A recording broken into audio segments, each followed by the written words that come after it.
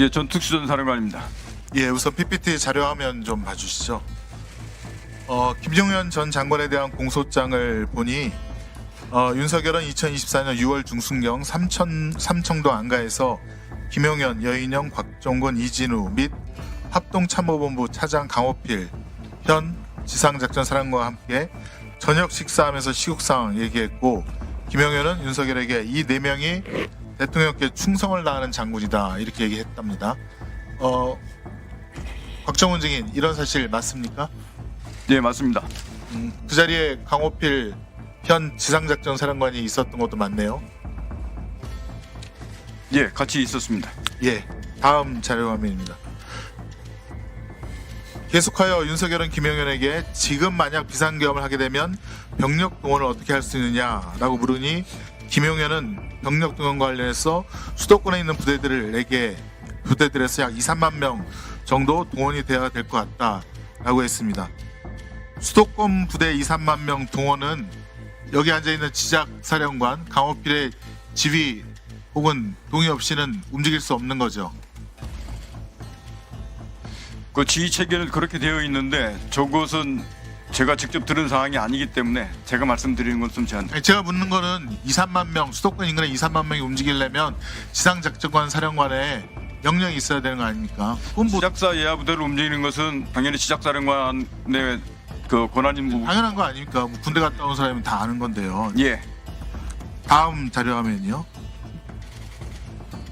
김용현 2024년 12월 4일 새벽 2시에 이 불법 계엄이 실패하고 난 후에 이런 말을 합니다.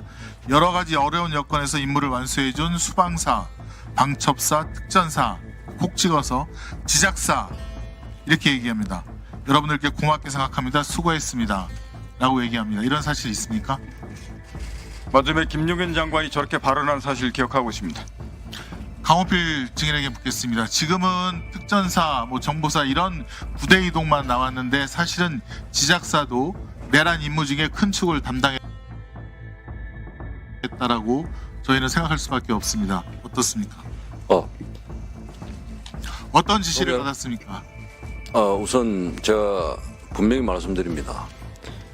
공개된 자리이기 때문에 제 육군대장 계급과 제 지상작전사령관 직책을 걸고 분명히 말씀드립니다. 저는 12.3 비상계엄과 관련한 내용에 대해서 전혀 알지 못했고, 저희 지상작전사령부가 병력 출동이든 어떤 임무를 받거나 네, 알겠습니다. 분명히 없습니다. 다시 한번 그러면 경고합니다. 위증의 벌을 경고합니다. 이제 징역 1년 이상 10년 이하 위증죄로 처벌받을 수 있습니다. 네, 알고 이런 있습니다. 공소장 나온 사실 관련해서 특수본이라든가 수사받은 적 있습니까? 수사받은 적 없습니다. 없습니까? 나중에 기회를 주신다면 지금 다음 자료화면 제기하신 내용에 대해서 제가 나중에 부연 일단 계속 질의하겠습니다. 자료화면 보시죠. 이게 조현천 박근혜 전 대통령 때 이 계엄 문건을 작성했던 사령관의 문건인데, 여기 보면 수도권 인근 부대들의 서울 진입이 상세하게 되어 있습니다. 다음 자료 화면이요. 서울 시내 곳곳에 이렇게 34단을 비롯해서 기계와 여단 등등이 진입하여 점령하라는 그런 계획들이 상세하게 되어 있습니다. 조현천 씨가 해외로 도피하다가 2023년 3월 29일 갑자기 귀국해서 체포 구속됩니다. 그러다가 2023년 6월 28일 보석으로 나와서 불구속으로 다니고 있습니다. 그리고 2024년 2월 1일, 2월 21일 이 내란 예비 음모에 대해서 검찰에서 무혐의를 받게 됩니다. 저는 이 2023년부터 계엄을 위한 이 12.3 계엄을 위한 계획이 시작되었다라고 판단이 됩니다. 또 하나 가관인 것은 2023년 5월달 구속되어 있는 조현천에게 연금 2억 원이 지급이 됩니다. 지금 김용현 장관 연금 받으려고 신청한 거랑 너무 똑같지 않습니까? 왜 이런 일이 계속 반복되죠? 그리고 조현천 계엄 문건에는 발포 계획까지 있다고 합니다. 자, 그럼 강호필 증인에게 계속해서 묻겠습니다. 네. 12월 4일자 KBS 보도에 의하면 고양시에 위치한 구사단 백마부대입니다. 네, 2017년 조현천 계엄문건 때 30사단입니다. 네, 그때도 출동하라고 다 계획이 짜여져 있는데요. 거기 28여단이 출동 준비를 했었다는 보도가 있었고 여단 실무자들에게서 평소 훈련 상황 달리 전차를 예열하여 출동한 태세를 갖추었다라는 보도가 있습니다. 이에 대해서 확인한 바 있습니까?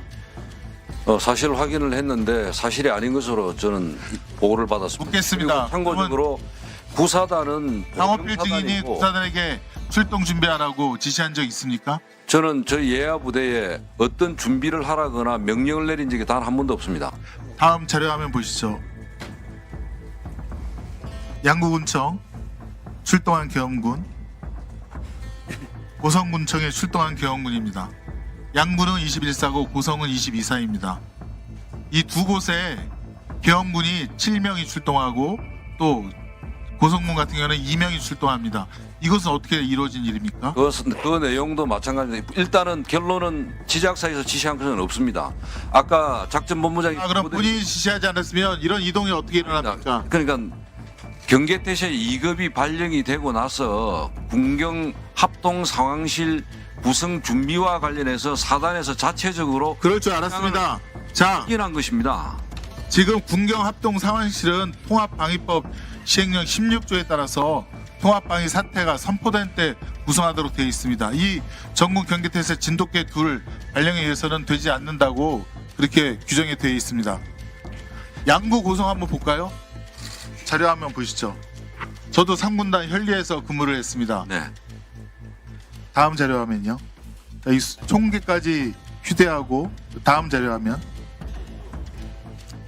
이 사실 21사, 22사가 사실은 월북, 월남의 주된 이동 경로입니다. 다 알죠. 옛날에 정동진 잠수선 침투했을 때 다 이 경로로 해서 다 월북한 거 아닙니까?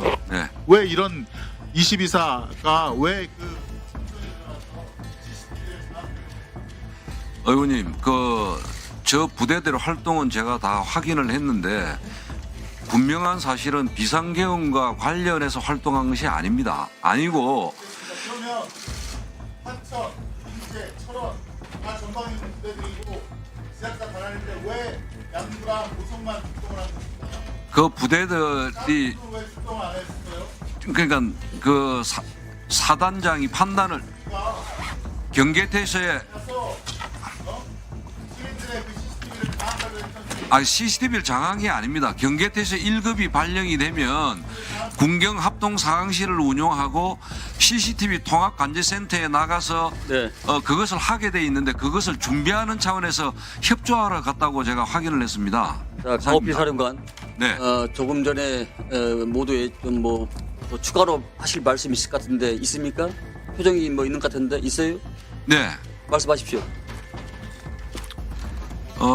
아까 여러 가지 우리 존경하는 김성은 의원님께서 세 가지를 제시를 했습니다. 6월 안가, 그다음에 병력동원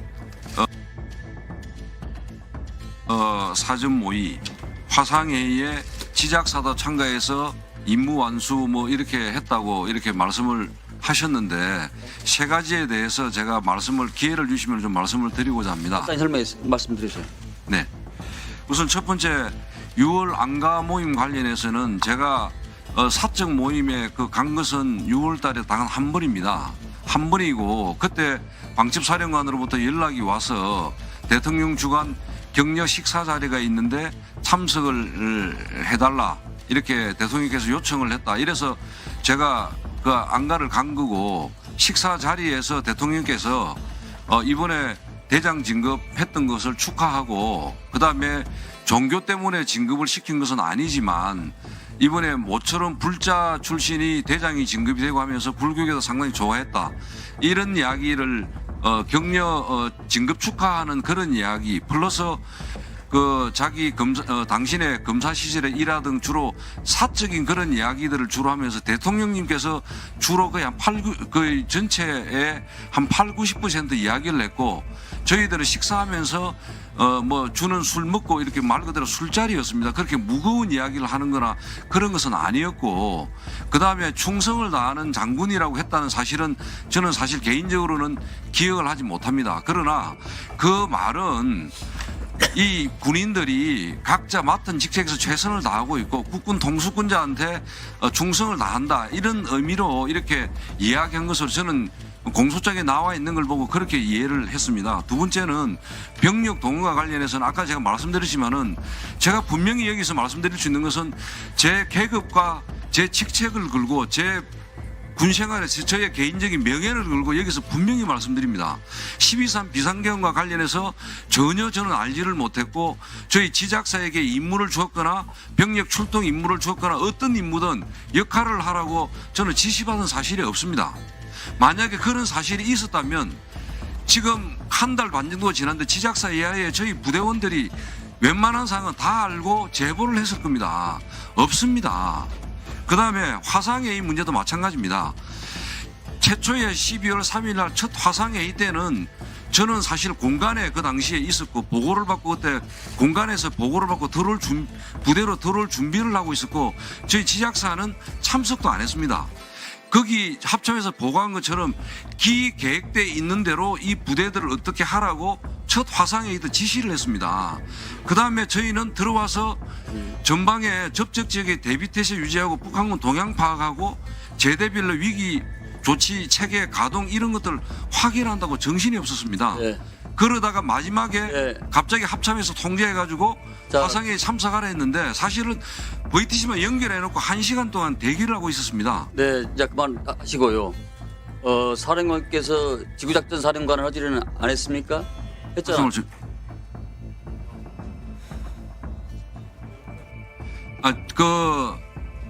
그 계엄령 비상계엄 선포되면은 지작사는 제1지구계엄 사령부 역할을 하게 되고 예하 군단은 지역계엄 사령부 역할을 하게 되는데, 예, 그 비상계엄 관련해 가지고는 계엄 상황실을 구성하다가 끝났습니다. 거의 시간이 2시간밖에 안 됐고 저희 네, 지작사도 그렇고 잘 알겠습니다. 군단도 다시- 그렇고 상황실 알겠습니다. 구성요원들이 박 4명에서 8명밖에 안 됩니다. 알겠습니다. 곽 사령관 들어가십시오. 예. 들어가시고 김명수 합참 의장님께서 군은 기본적으로 북풍이라든가 외환 유치라는 얘기를 하는데 그렇게 준비하거나 계획하거나 그런 정황을 가지고 있는 것은 절대 없다고 이 자리에서 말씀드립니다. 제 직을 걸고 말씀드립니다. 외환이라는 용어를 쓴다는 것은 근본적으로 군을 저는 무시한다고 생각합니다. 저희들의 임무는 헌법에 명시된 국토 방위에 신성한 임무를 수행하는 게 군이고 지금 전방에서 추운 상태에서도 그들이 수행하고 있는 그 자체가 우리의 임무를 수행하고 있는 것입니다.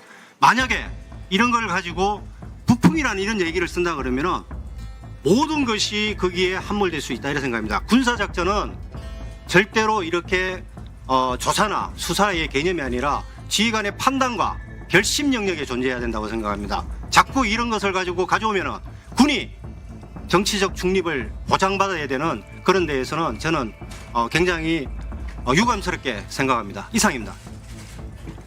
지난 12월 8일 날 국회 기자간담회에서 이재명 대표님께서는 북한의 오물풍선의 원점 타격을 계획했다가 합참의장의 반대에 실행하지 못했다. 만약에 미사일 발사나 폭격기를 사용한 타격밖에 없는데 실행됐다면 외환 유도죄에 해당한다라고 말씀하셨고요. 지난 내란 특검 2차 발의한 안에 보면은 내란 특검법이 해외 분쟁 지역의 파병, 대북 확성기 가동, 대북 전단살포, 무인기 평양 침투, 북한의 오물풍선 타격, NLL 북한 공격 유도 등이 외환 유치죄에 해당한다라고 이렇게 포함시켰는데 의장님께서는 평시 작전 통제권을 갖고 계신데요. 한미 간의 전시를 대비한 작전 계획 5천 단위와 평시에 3천 단위의 국지도발 계획을 갖고 계시죠. 예, 군은 전쟁 계획을 가지고 있는 게 기본 임무. 민주당의 김병주 의원께서도 공중요격을 몇 차례 강조하셨습니다.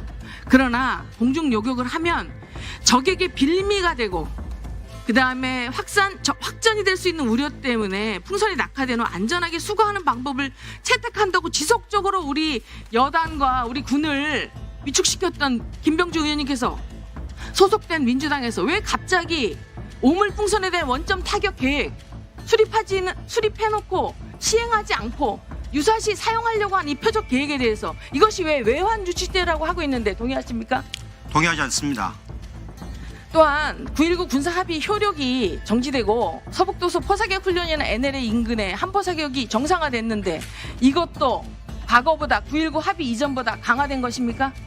아닙니다. 뭐 군은 기본적으로 교육훈련을 하는 것이 강한 교육훈련 하는 것이 군의 임무라고 생각합니다. 자, 그래서 제가 생각하는 것은 일부 확성기 방송이라든지 오물풍선에 대한 대응, 그 다음에 이런 것들이 북풍 공작으로 지금 몰아가고 있는데 이 외환죄의 부당성을 그거와 연결해서 하는 건데 이것은 아주 심히 유감입니다.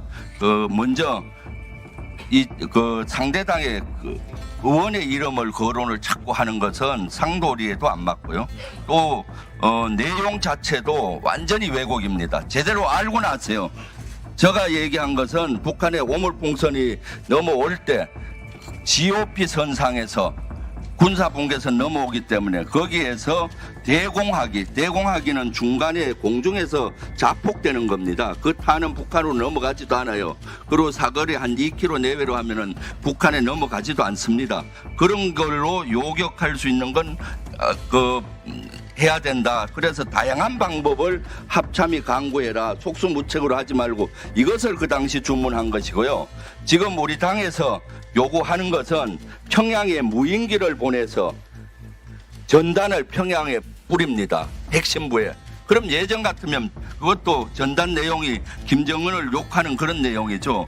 그럼 당연히 북한 군부에서는 예전에는 우리에게 응분에 도발을 하는 것 해왔습니다. 근데 최근에 북한은 러시아에 파병하고 이러다 보니까 현상 유지하려고 수사적 위협을 한 것이죠.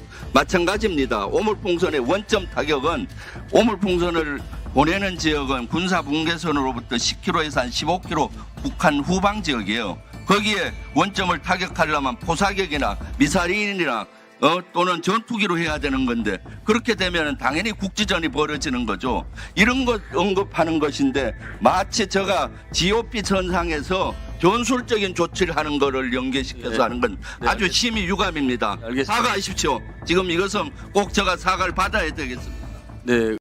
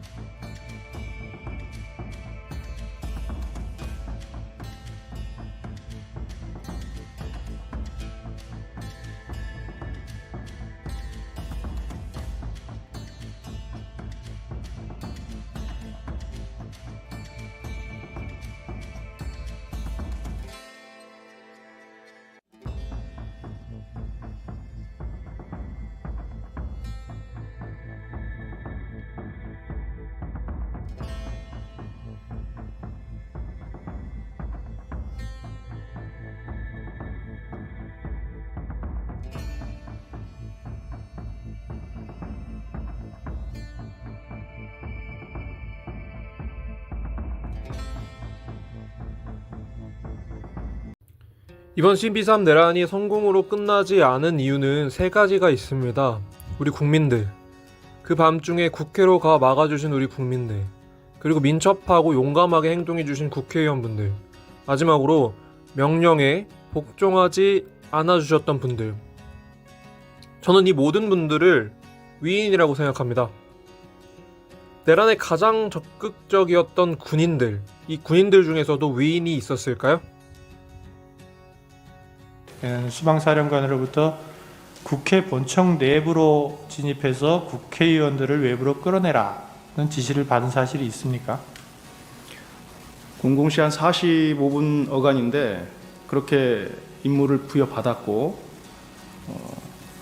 여러 가지 과정을 통해서 그 임무는 변경되었습니다.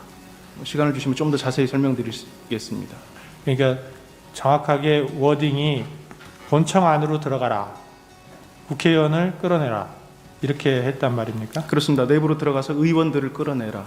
그거는 증인의 해석이 들어가 있는 게 아니고 하여튼 수방사령관의 지시사항인 거죠? 예, 그렇습니다.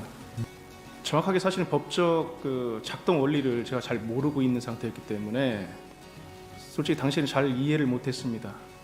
그랬기 때문에 상당히 저도 당황한 상태였었고, 그래서 제가 그 임무를 부여받고 나서 바로 한 5분에서 10분 후에 다시 전화를 드렸습니다.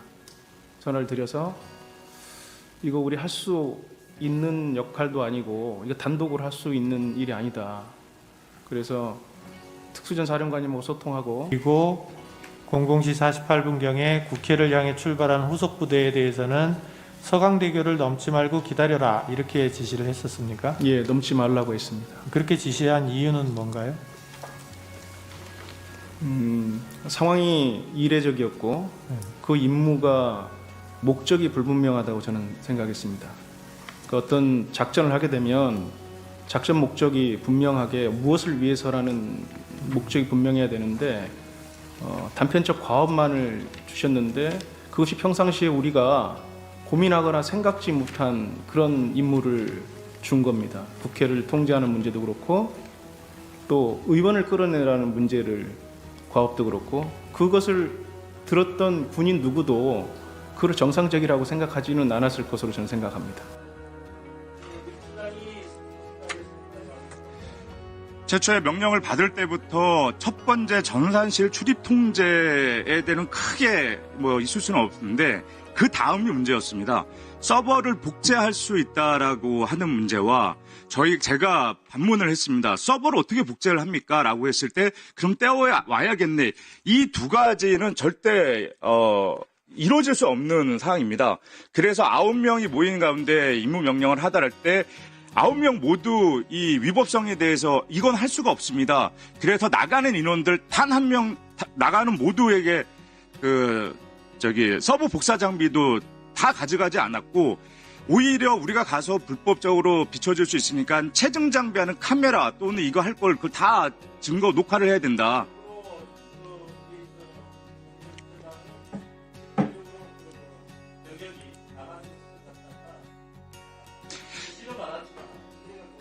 그래서 최초 명령 하달할 때 저의 첫 명령은 진입 금지 명령이었습니다.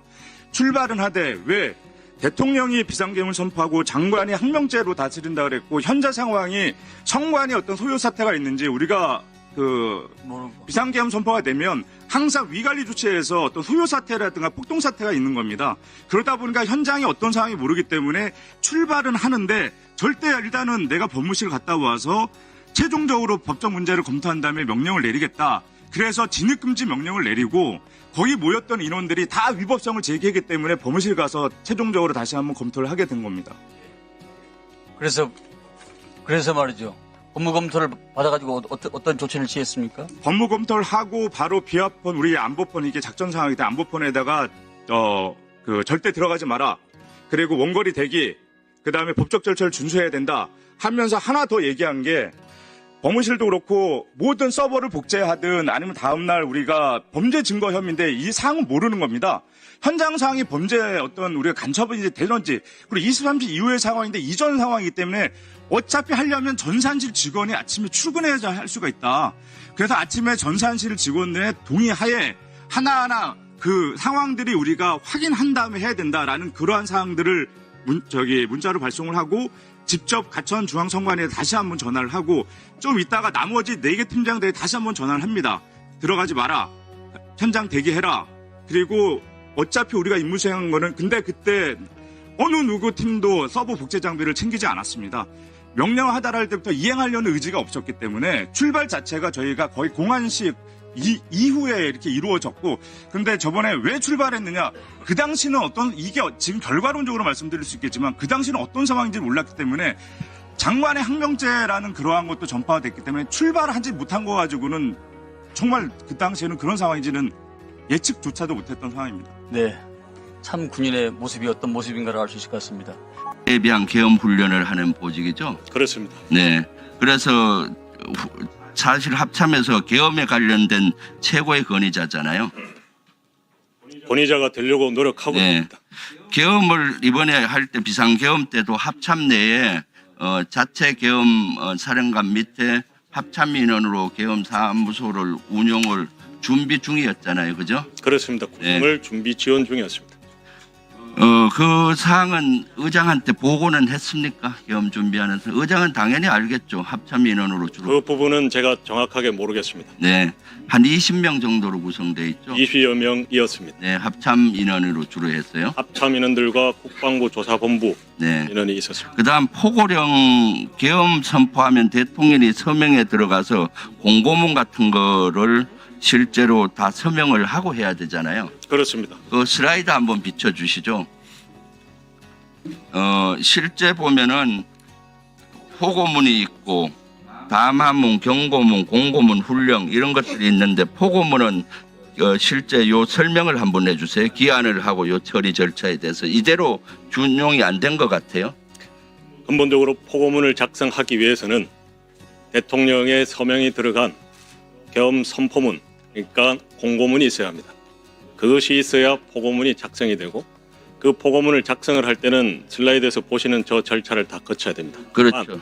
저기에서 나오지 않은 계엄 선포문, 대통령의 공고문은 또 다른 법적 절차, 다시 말해서 국방부에서 건의를 한다면 국방부에서 계엄 선포문 안을 건의를 하고 국무심의를 통해서 이후에 대통령의 제가 이후에 공고하게 되어 있습니다. 이번에는 실제 그 윤석열 측에서는 이러한 절차를 전혀 준용이 안 한 거죠. 그것은 제가 모르겠습니다. 제가 명확하게 말씀드릴 수 있는 것은 네. 그렇게 언론에 나온 그대로 서명이 들어간 대통령의 계엄 선포문인 공고문과 그리고 이미 포고령 1호가 발령되었다고 하는데 당시에 합참 계엄과장으로서 지원 임무를 간 저는 그 서명이 들어간 계엄 포고령 1호도 보지를 못했다는 게 팩트입니다. 그렇죠. 실제 서명 들어간 것들 못 보고요. 네. 그리고 포고령도 그 합참 과장은 전혀 못 봤다는 거 아니에요? 포고령도. 포고령을 서명 들어간 일체 보지 못했고 차후에 거의 계엄이 끝나가는 즈음에 다른 곳에서 복사본, 서명이 되어 있지 않은 복사본을 본 적이 있습니다. 그래서 이번에 사실은 그리고 계엄사령관이나 부사령관 합동수사본부장 임명도 대통령이 해야 되는데 임명장 받습니까? 임명장을 주게 돼 있잖아요.